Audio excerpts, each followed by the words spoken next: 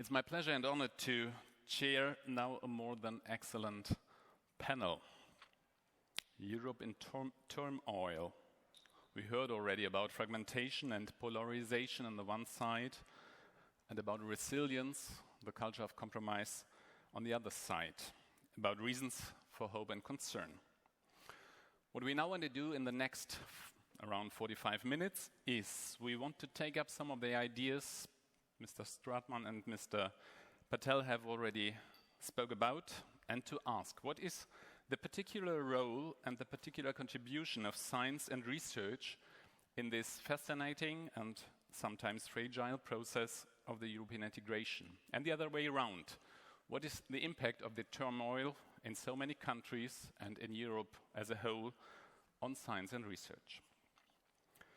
Before I'm going to introduce the panel, just a short note on myself. My name is Matthias Krupa. I'm European editor of the German weekly Die Zeit.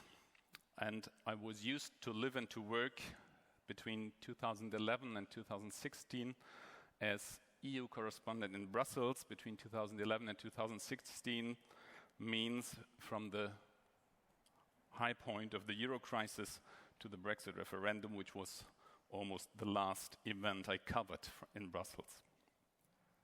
Please allow me to introduce my guests. First, our first guest comes from Cambridge in the United Kingdom. Mr. Venki Ramakrishnan is working at the Medical Research Council Laboratory of Molecular Biology in Cambridge. He shared 2009 the Nobel Prize in Chemistry with two colleagues for his work on ribosomes. And he is, since 2050, President of the Royal Society. President Stratmann, I'm sorry to say, he is the 62nd President of the Society, which was founded in 1660. Please welcome Mr. Ramakrishnan.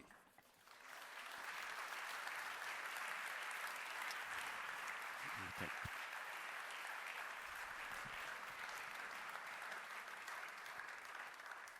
Our second guest was already present here on the panel. Mr. Maciej Żylicz started his career in Gdansk, and he was among the protesters in the front of the shipyard in the 1980s in Gdansk. Now he is, please take a seat, Mr. Ramakrishnan.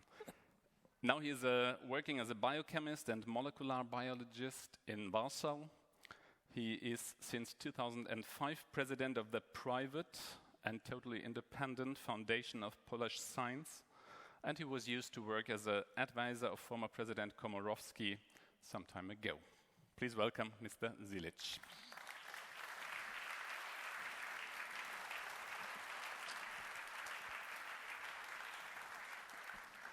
The two other panelists do not need any further introduction.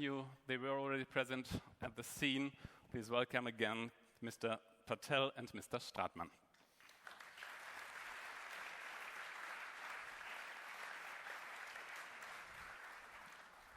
If I may say, as a former student of literature and without any PhD, there's a slight overlap of natural science and molecular biologists on the panel, but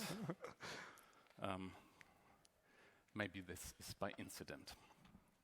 Mr. Ramakrishnan, Mr. Stratmann ended up his speech with the global sketch, Europe in between a more and more isolationist US and a more and more competitive, expansive, and sometimes aggressive China. You started your career some time ago in the United States and moved then to Europe, to the United Kingdom. When it comes to science, what is Europe's current place in the world? So I often say that when I grew up in India, by the time I reached the age of 19 and wanted to go abroad for further studies, neither I nor anyone in my cohort even thought of Europe as a destination, and which is a little odd considering that the home of the Enlightenment and the home of really the modern way of doing science originated in Europe. And in the 1800s, and even in the first part of the 1900s, Europe was the destination for the entire world. Americans used to come to Germany to learn about quantum mechanics. Okay, so But something changed, and it's partly a self-inflicted wound in Europe, which was 2 world wars and an exodus of a lot of very brilliant European scientists who went off to Britain and largely to the United States. And so the equilibrium shifted and America became the center for world science. What I've seen in the last 40 years is a return of European excellence, a return of European leadership in science, which is shared now, of course, with the US.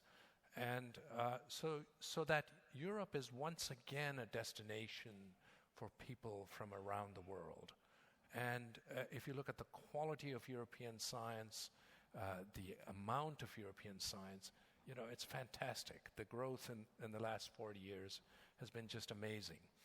And I have to say a lot of that, I wouldn't say it's entirely the EU, but a lot of it has been fostered by the EU, partly by financial incentives, by the EU science programs. You know, we heard about Horizon 2020 and its predecessors and even more ambitious programs for the future. But another thing is mobility. Science depends on a rapid exchange of ideas and expertise, and that's made much easier if people can move around. And ironically, it was easier to move around in the 1800s than it was, you know, in the pre-EU sort of late 1900s, pre-Schengen, because of visas and permits and all of this stuff. You know, in the 1800s, if people wanted to go somewhere, they would just go. You know, and so I think, you know, this ease of movement that the EU has facilitated has resulted in Europe-wide collaborations and made Europe a much stronger place. Now, you ask about China. China has invested a huge amount in science, and you know, it has rapidly grown scientifically and technologically. I mean, technical progress always comes, I think, before you know, primacy in science. You know, the U.S. was the strongest economic power around 1908. You know, but it wasn't the strongest science power until much later. And so I would say China is on that track. What worries me is that China does not share the West's view of a liberal society, a free and open society where you can debate, where you can dissent. So it is, to me, a slightly worrying thing about how China is going to fit into the global sort of community of science. So for the time being, Europe is still a role model. I would certainly say so. And you said, you know, you talked about American isolationism. Let's not forget, this is, you know, if Brexit happens, it would be a long-term constitutional change. But Trump is term limited, okay?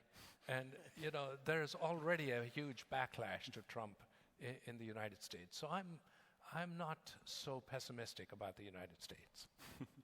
I tried to avoid Brexit in my first question, but we will come back to it later on. I'm afraid you will. Mr. Żylicz, Europe in turmoil. Your country is among the countries where the turmoil and the tensions are in particular palpable. Maybe you can just give us an idea which impact these tensions and the turmoil and the political situation has on your work as a scientist. Well, as a scientist, molecular biologist, there is almost no difference. But of course, we need to have a solidarity with those subjects, like lawyers or people, historian, which have a problem to communicate with other people. They do not have a problem to conduct science. Fortunately, in the last 30 years, we make a system which is not dependent on politicians. And we have a grant system which politicians have no influence. So we are still having an opportunity to work on a subject which we would like to. But of course, we cannot be isolated, and we cannot think that the science is only the things which we are doing. We are also citizens. And this is why we should support those people who now have a problem to communicate with the public. Is your work, or the work of your colleagues, maybe another who work on other topics, is it in any way directly affected by the political situation? Not in terms that politicians are designing what they should do or should not do in terms of science, but in terms how they are communicated with the publicity, with the public. The situation is like this, that if somebody is saying that this is against our constitution, in terms that he is entering to the politician zone. And this is for them, for the lawyers, this is not a politician zone, this is their work, and they should be free to express themselves. Mr. Patel, before we will have a closer look into the European research area, Professor Stratmann mentioned already some key dates and key figures for science policy of the European Union. From a historic point of view, how could it happen that the EU has become such a big player in the field of science policy? Firstly, I would like to say that this is a very unlikely story, almost a miracle, one could argue. I think Professor Stratmann was right in saying that there had been first beginnings already in these treaties of the 1950s, coal and steel, the economic community, also Euratom, which we shouldn't forget, where the majority of articles in the treaty for the lawyers were actually about research in their field. But it's very contained and not really having a lot of momentum for a long time. And there were also, as I was trying to mention before, other international organizations that were also trying to do research in various fields, like the OECD, for instance, and many other less-known organizations. What we had in the early days was a fragmentation also of those efforts that were international when it came to research. So CERN wasn't fully under the umbrella of the EC. There was ESRO and others, and many of them continue to be independent entities. But what we have seen, particularly over the past 40 years, so I would like to also kind of echo what Professor Ramakrishnan has also already said, is again a confluence of sorts, that many of these efforts have been put under the roof and the umbrella of the EU. And now the question is why? And I think there is many reasons, and it would take long to summarize them, but I'd like to highlight two. One of them has to do with the perception of an ever more difficult word. So I think, again, particularly since the 1970s and 80s, the idea is that Europeans were only able to internationally be meaningful if they got their act together and did something together, was gaining traction. You had these discussions already in the 1950s vis-à-vis the United States and the Soviet Union. The Soviet Union retreated to the background when it came to science policies by the 1970s. The American argument continued to remain strong. Plus there was the other argument that had to do with Asia, and of course this was not China at the time, it was Japan that was seen as the major threat, that also mobilized ideas, particularly in France, and from France also to other Western European countries, that one needed joint efforts that also overcame the idea of, well, we do this in a national context only, or in a transatlantic context only, and I think therefore that was a very important starting point. The other dimension has to do, if you will, a little bit with the DNA again, the specificity of this EC. That on the one hand it had its own resources, so there was means, there was money, at the beginning very little. Professor Stratmann gave us the figure, but there was money, and that already made a difference in comparison to other international organizations. But also that one could always create this link to economic questions, that one could argue, well, okay, we do market integration, but this has an impact on questions of science and research, for instance. How do we integrate that into these kind of policies? And through that lens, many of these programs started, which I think also has to explain why, and we saw the figures before and the graphs, until today the EU's research policies very much have an economic twist. So there is comparably little basic research. There is the ERC, there is other efforts, but if you look at the overall figures, there is still a lot of applied research, and that can also be explained by this history, if you will, the origins in the economic DNA of this specific project of European integration. So maybe it is not an incident that together with the development of the internal market, the means for research and development went up. Exactly, they went up exactly at that time when European integration was gaining new momentum again, and also when it coincided with, again, creating new means of mobility. Again, the Schengen Agreement, which then particularly had effect since the 1990s, but were already agreed on in the 1980s. So the mobility was one, the specific means given to research were another, and then the common market, the single market project of the 1980s. If you will, again, you had a confluence of different motives and strategies that then gave rise to these policies. Mr. Stratmann, science and research, you mentioned rightly, depend on openness, freedom, internationality. My question, against the background of the tensions, of the turmoil, of the threat to openness, different threats to openness and internationality, is how political has science to be and a science organization like the Max-Planck Society? Well, I think we all know that the science we do has a major impact on our life these days. If you consider, for example, the climate change is more or less for the last 20 years, it's a mathematical physical model of what will happen in future. Now we see first signs that it does happen, but if you look at the origin, it was more a basic physics model, how things will develop if you do not change. That has an enormous impact on politics, because politics now rely on science models, let me say, to design their future. We see the same trends now in the field of biodiversity that's coming up. The question how biodiversity will develop in the years to come, and I'm not talking of the years to come, probably in the centuries to come. And again, you will see that this is a model which will be developed by scientists, which in the end has a major impact on political decision-making processes.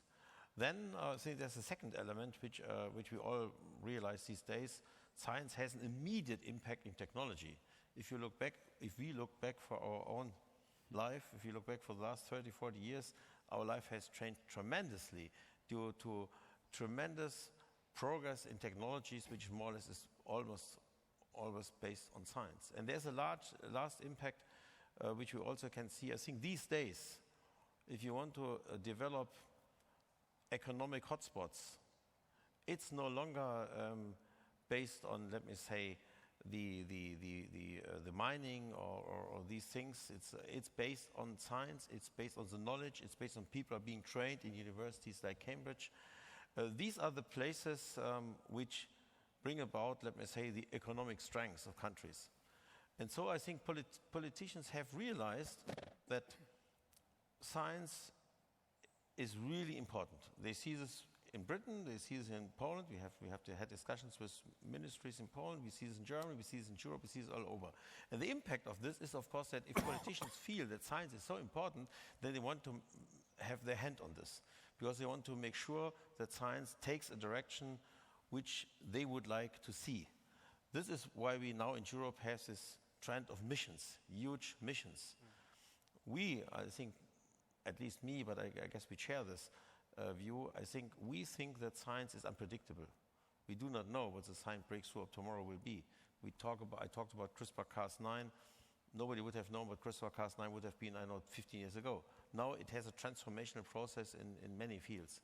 So I think we have to worry a little bit that science is driven by the political need to structure scientific progress in mission-like processes, and we see this in Britain, we see this in Europe, we see this in Germany.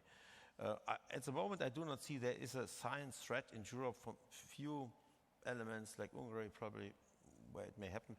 I do not see there is a threat that politics wants to take over science in a detailed management process. I don't see that in Europe. I think our liberty is really at large, and I think that's our biggest advantage if we compare us with, for example, China. And the other way around, can science and research, science organizations, can they contribute to keep the openness and the internationality?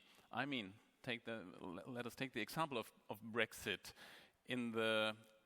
After the result, which has surprised a lot of people, there was a big mourning that these people and that people, the younger peoples and so on, they were not engaged before. Would you say that academics, scientists have been engaged enough? I would say scientists were always engaged, and as you know, about 90% of scientists and academics generally voted to remain in the EU, but they're perceived as sort of that's in their interest, so of course they would vote that way. That's how the Brexiteers would view it. But both before and after the referendum, scientists have been very vocal about the effects of Brexit on science in Britain, but also on European science generally. And the problem is that politicians recognize science as important for the country. For example, the British government is very pro-science, and even the sort of right-wing Brexiteers are very pro-science. But at the same time, they don't see the connection between, sort of disintegrating European science and the effects of it. So there's a slight schizophrenia there, I would say. Is it already possible to say what will be the main effects of Brexit on science? Well, there are several consequences. One is I'll talk about it from the British point of view first. From the British point of view, there's considerable amount of funding that British scientists get from the EU. And if you just look at the science component, we do very well in terms of applying for grants and getting money from the EU. So that's a very straightforward loss, and the British government has not yet said whether they would make up that loss. Now, the other more important thing is the networks and collaborations. I should say, when I'm on continental Europe and the EU are almost used synonymously. And I should point out that CERN, EMBL, the European Space Agency, they were all established before the EU.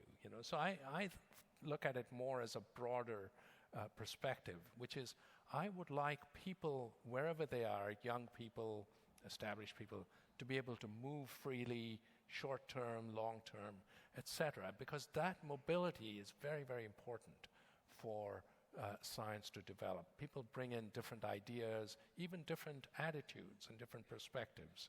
And that's how science progresses. And it's why the US has been so dominant in science, because it's collected people from all over the world. And that's a big loss. And if, the British government doesn't, have a Brexit which allows that sort of scientific mobility, it will affect British science. And there's also the question of regulations, which is another issue. If you wanted to do clinical trials, or if you wanted to have standards for measurements and things like that, it helps to have an EU-wide harmonization. And a final thing I should say is Britain is one of the big centers for innovation in Europe, in terms of startup companies. The Cambridge cluster is the third largest cluster in the world after the Bay Area and Boston. And, if you're part of a 500 million, community, then, people are more likely to invest in a company that's, starting up in a 500 million community. So I sort of worry about, the future of innovation as well, unless something is done. Mr. Patel, you said in your lecture Brexit is just a sideshow. Are you convinced that Brexit is just a sideshow? I should have been probably clearer. What I meant is that if you look at the large challenges that our world is facing at the moment, that our societies are facing, then I think it is so sad that we're spending so much time on these endless negotiations. Let's remind us also that David Cameron, when he came up with the idea of the referendum, he said, I want to end this discussion about the United Kingdom's role in the EU once and for all. What we've seen is the very opposite. I would also think that if there was a Brexit, maybe next year or this fall or whatever, this will only be the beginning of the next round of discussions. So in that sense, it will not come to an end. So that's the problem. I think the large challenges that Professor Stratmann was also reminding of us are much bigger, and I don't see much that is really productive, if you will, in Brexit. If you will, the only productive thing has to do with the English language, because so many fantastic new words have been invented, like Remain, Brexit, and so on. so there is a lot of linguistic creativity. So even if we all at some point will discontinue to speak English in forums like this, the English language will be alive and kicking.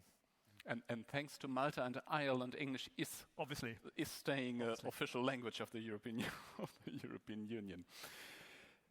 Mr. Żylicz, let us have a look. Let us have a deeper look into the European research area. Brain drain, performance and innovation gap were the key words Mr. Stratmann mentioned. What are the main reasons for the countries in Central and Eastern Europe, the still so-called new countries, new member states of the European Union, still lagging behind 30 years after 1989, 15 years after joining the Union? What are the main reasons? Well, really the main reason is that we are still a poor country. If you compare the GDP per capita in Germany and Poland, it's 3 times less in Poland. So we are not investing in science properly. And so just to use your imagination, in 2004, when we joined European community, whole Poland spent on the research and development equal amount of money as Stanford, a single university where I was working for a while. So we multiply this amount of money since we enter European Union by factor of 3, but still this is not a big money which is involved in this. So this is the major thing. Another thing is that we try to put this money equal to everybody, good scientists and bad scientists, and this was the problem which we earned from the previous time, the communist time. So it took us a while to learn that we need to form centers of excellence. Otherwise, a very good European programs to build networks actually harm us because very good, talented people are going abroad and they are not returning because we do not have a center of excellence. And this is why we really are pleased with this opportunity of Dioscuri program and other programs to build centers of excellence in Poland. So some of those people who are going for postdoc position abroad to United States or to Great Britain or to Germany will return. Do you see any or how big is the chance to stop this brain drain and to stop this development, the moving people from eastern part of Europe to the western part? Not only in huge numbers, but even in the field of science. So this is not only the question of money, I would say, because we are working on this, but it's a question of culture which we need to change. You mentioned about the culture of compromise. Why we have a problem now in Polish government? Because they did not learn about the compromise. And this is the major thing. Why this is happening? Because in the last 200 years, only 50 years, we're a free country. So the compromise with the foreigner governments and things like this, which we had during the communist time, we never talk with them, or at least we don't collaborate with them. And now, those habits are actually against us. We need to learn how to compromise. Now when the government is returning from Brussels saying we lost this or we won this, But they didn't even mention about that the compromise is a positive thing. Once we learn this, we will change also everything in Poland. Thank you. Mr. Stratmann, you mentioned the efforts of the Max-Planck Society, in particular the Dioscuri program. Maybe you can give us a short idea what it is about and what the idea is about. Well, I think the reason why we started to invest in this Dioscuri program is very simple. I think, and I have to explain this a bit, I think we all know that if you have, let me say, a common market, let me for scientists, if you let it just naturally grow, there's always, let me say, the force, let me say, to nuclei and to grow strong nucleus. Cambridge, Oxford, many other sites, Max-Planck Society, they grow on behalf of the others because it's attractive to work in these sites. You meet other scientists, you exchange with others. So it's very natural that in this kind of common structures, there's a kind of force which leads to, let me say, centralization of people in few sites. And you see it's all in the US. It's not, science is not spread all over. Now I think Europe cannot allow this to happen. The difference between Europe and the United States is we will never be a homogeneous Europe. We will never be a homogeneous country like the United States. The United States or Europe, I think, do not exist. We have different societies, and well-being, let me say, in different sides of Europe is important. So if we would allow, let me say, major part of scientists leaving the EU13 and ending up in Swiss or Cambridge or Max-Planck or whatever, this will not be sustainable politically for Europe because they lose the economic power, they lose innovation. And in the end, we have to pay for this by huge amounts of let me say, transfer resources from us to them. I think we need to make sure, and they have these people, of course, we need to make sure that these people have a chance to stay in Poland and many other countries and to show that excellence is really possible. And I think it's not so much a question of resources. My understanding is the resources, financial resources is one issue.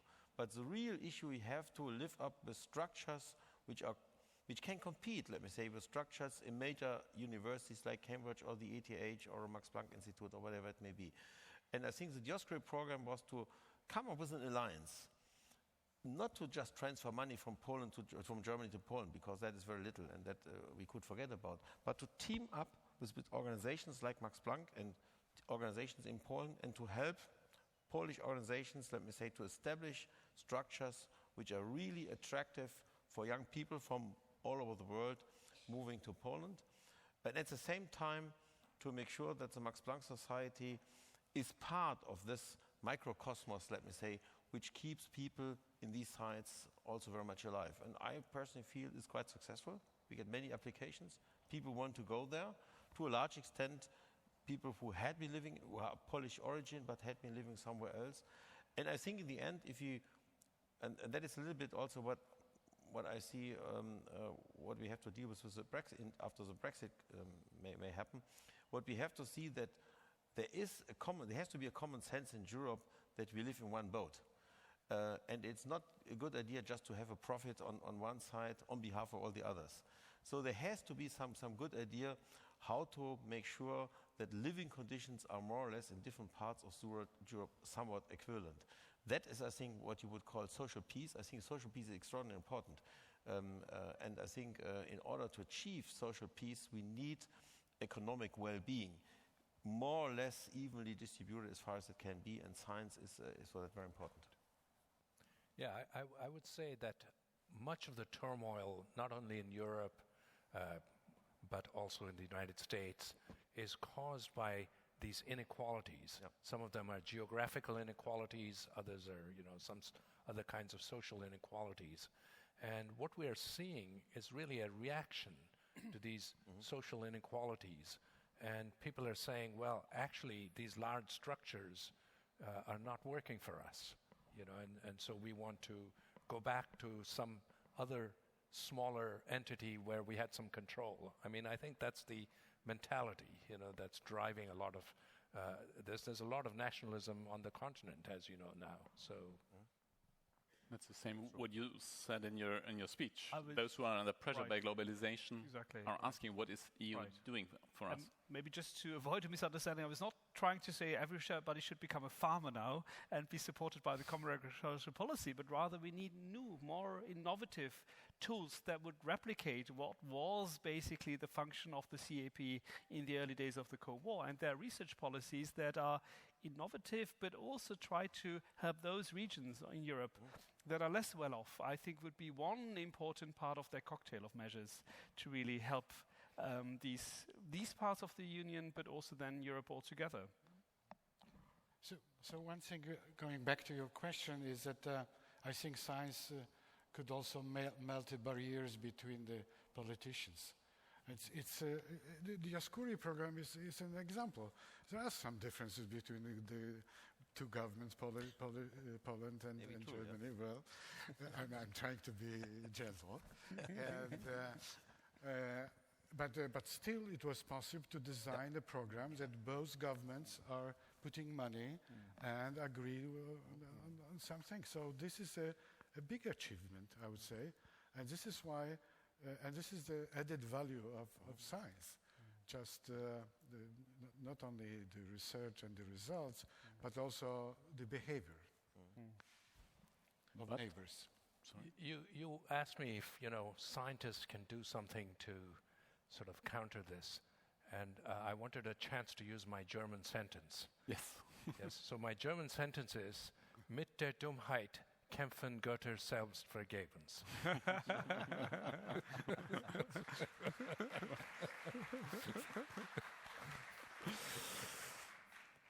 This is, for one German sentence, that's a very good one. It's also useful in scientific conferences. You hear talks.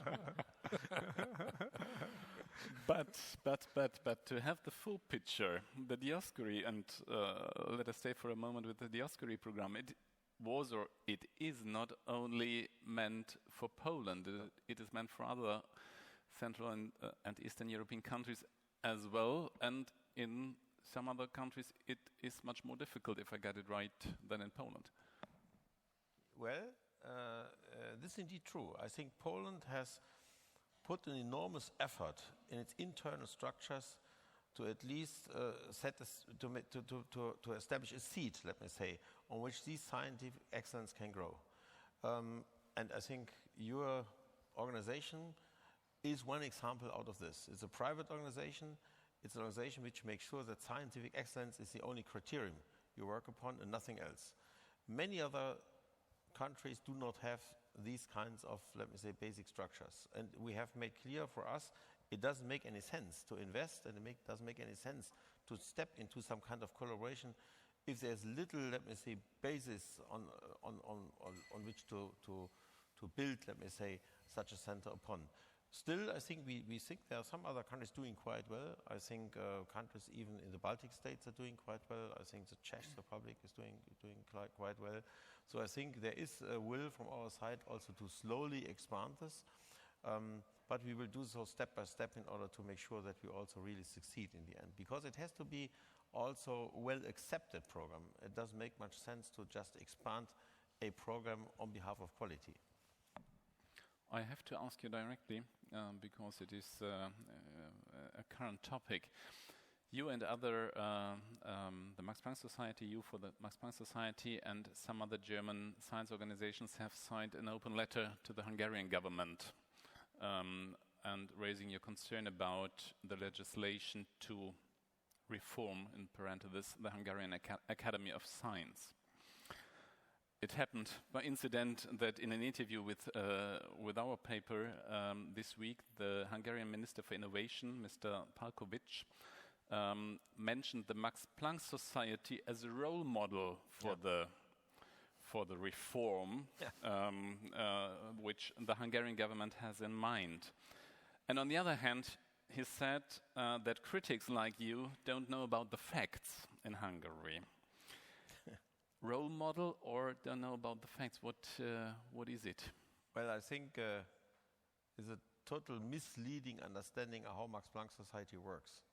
The Max-Planck Society is a non-university organization, so there may be some similarities, But the Max-Planck Society operates under conditions where the government has not a single control on anything we do. And I think it's a liberal society which defines its own science. We have not a single gremium where politics would direct us, would tell us, let me say, which topics to deal with, which topics to forget about. The Max-Planck Society is a society which really has now a budget of more or less 2 billion euros per year, which decides only on its own, in its sections, the science they want to stay in, they want to give up, the people to hire, etc., etc., etc. So if the Hungarian government wants to, let me say, establish a kind of Max-Planck Society in Hungary, I'm happy to hear this, and I'm also would be happy to discuss with him what the boundary conditions are. But the boundary conditions are totally different from what I heard, which will happen in real life. So for that reason, we would strongly disagree, and we also will have an open letter, I think, sent to the Zeit to make sure that this is a misunderstanding and also misuse of the name of Max Planck in a process which has very little to do with our understanding of science. Very clear words. Thank you very much. To stay as independent as possible from government side. That's the raison d'être, if I got it right, from the foundation of science in Poland as well. Yeah, this is one of the major things which we are trying to do to be. So we are not taking a single zloty from the Polish government because if we will do this, we will have all the ministers behind our shoulders just telling us what we should do. But of course we are sharing the money, we are receiving also money from structure funds, which are coming actually from your tax. So these are European money to help such a lagging behind countries to catch up. And the foundation is actually beneficiary of these programs. And we are building 15 new institutes in Poland. It is very difficult task because everybody is against us, rectors, directors of the existing institutes. But we are believing that doing this, building this from scratch, it's much easier to change the existing structure. We learn for 30 years that changing this existing structure is a very slow process. Of course, we have some good results and some good things, but it's a very slow process. But please, when we discussed before, you told the story where the money for the foundation came from. Yeah. Maybe you can repeat it here on the stage for the preview, because it's a really European. How to say? Yeah. Well, in '89, when we received finally freedom, and so the first parliament which we create discovered that there was almost secret money to support communist professors in Poland. So we didn't know about that such a money exists because we were not communist. And the parliament decided to form a foundation, two foundations actually, one for Polish science and give us 90 million of dollars. So it was a lot of money. And create a second foundation for Polish culture. The difference between those two foundations was that the Foundation for Polish Culture was run by politicians. So they are not existing anymore. and we took this 90 million of dollars and we multiplied by a factor of 7, and half of this we spent to increase our endowment and half to support science. Thank you very much for this anecdote. We have already to come to an end, even if we would continue for quite a while. I don't want to sum up all the ideas, the insights, and the thoughts of the panelists. Mr. Patel spoke about the difficulties in his lecture, about the difficulties of us Europeans to find a middle ground when it comes to the EU.